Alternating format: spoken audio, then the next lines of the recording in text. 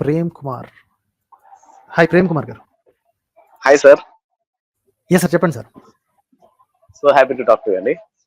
Yes sir, చెప్పండి sir. Sir ఒక doubt ఏంటంటే, మన ఇండియా ఇప్పుడు మన అందరూ అనేది అఖండ భారత్, ఇంతకుముందు పెద్ద రాజ్యంగా ఉండేది మన భారతదేశం, అఖండ భారత్ ఈ కాన్సెప్ట్ ఏదైతే ఉందో,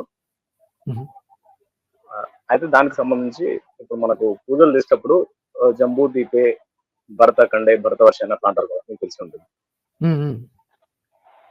అయితే ఈ మంత్రాలు ఎప్పుడు వచ్చాయి? అంతకుముందు భరత ఖండే అని అదే ఆ వర్డ్ ఎలా వచ్చింది అని, ఈ మంత్రాలు ఎప్పుడు వచ్చాయి, మనది భారతదేశం అనేది ఆ కాన్సెప్ట్ ఎప్పుడు తయారైందని, ఈ రెండింటి మధ్యలో అది నాకు క్లారిటీ ఇస్తారని. నాకు కరెక్ట్గా తెలియదండి. అంటే ఈ మంత్రాలు వాళ్ళు రాసుకోలేదు కాబట్టి ఎప్పటి నుంచి ఇవి ఒకరికొకళ్ళు చెప్పుకుంటూ వస్తున్నారో నాకు కరెక్ట్గా తెలియదండి. No idea. ఈ రుద్రం అన్న ఏదో చెప్తారు కదా, వాళ్ళ జాగ్రఫికల్ లొకేషన్ చెప్పుకునే పద్ధతిలో చెప్పుకుంటారు. కరెక్ట్. ఏంటి జంబూ ద్వీపే భరతకర్షే శ్వేతవరాహ కల్పే అనుకుంటూ మొదలు పెడతారు కదా.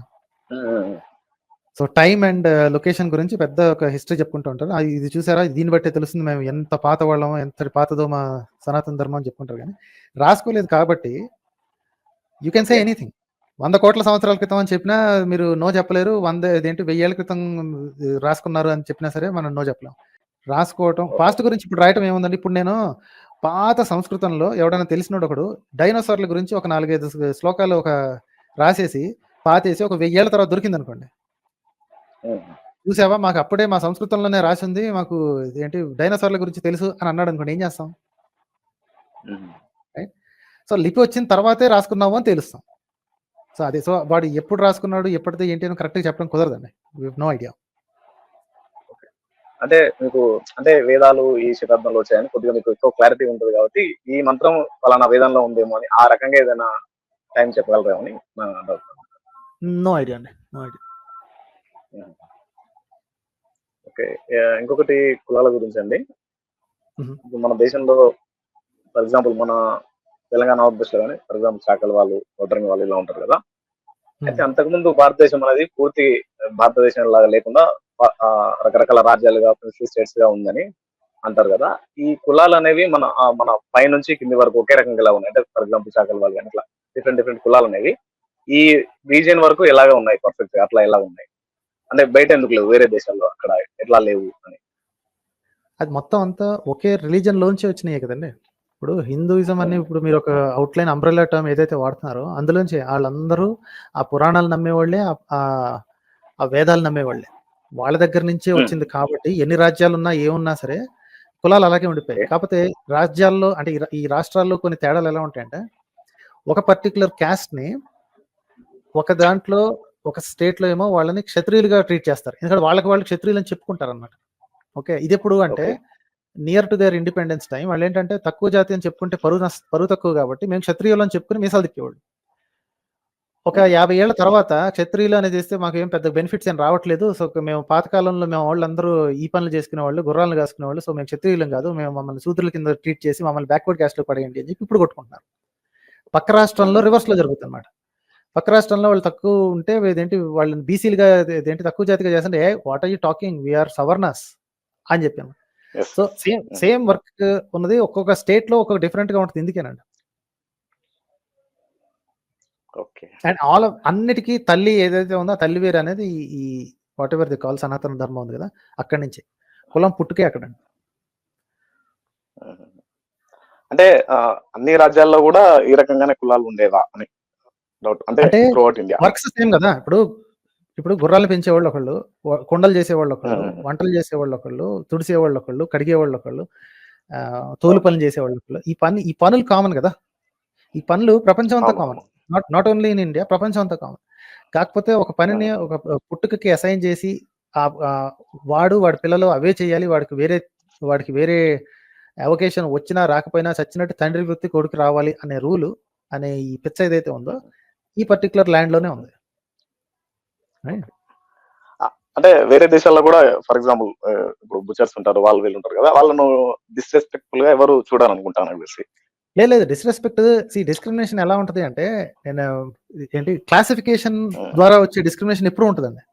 సో ఇప్పుడు ఒక బుచర్ని ఒక కింగ్ ఒక రాజుగానే ఒక ఉండేవాడు ఎప్పుడూ ఒక రకంగానే చూస్తాడు. అది ఏ దేశపు రాజైనా, ఏ దేశపు వాడైనా సరే. ఎందుకంటే వీడి సబ్జెక్ట్ కాబట్టి. తలదించుకొని ఉండేవాడు కాబట్టి. ఓకే. అయితే ఒక సైనికుడు ఉన్నాడనుకో, వాడు ఆ రాజు కింద పనిచేసేవాడు. ఒక బుచ్చర్ ఉన్నాడు. వాడు ఆ రాజు కింద పనిచేసేవాడు. ఓకే. రేపొద్దున్న బుచ్చర్ గాడి కొడుకు ఏమిటి యుద్ధానికి అవసరమైంది ఏబుల్ బాడీడ్ ఒళ్ళు దాన్నేమంటారు దృఢంగా ఉన్నోళ్ళందరూ వచ్చి యుద్ధం నేర్చుకోండి అంటే బుచ్చర్ గాడి కొడుకు కూడా ఎళ్లి పని చేయొచ్చు. సోల్జర్ అవ్వచ్చు. మన దగ్గర అవకాశమే లేదు కదా! ఎందుకంటే రకరకాల పురాణాల్లోని, రకరకాల వీటిల్లోని క్లియర్‌గా చాలా స్పష్టంగా స్మృతుల్లోని, భగవద్గీతలోని స్పష్టంగా చెప్పారు.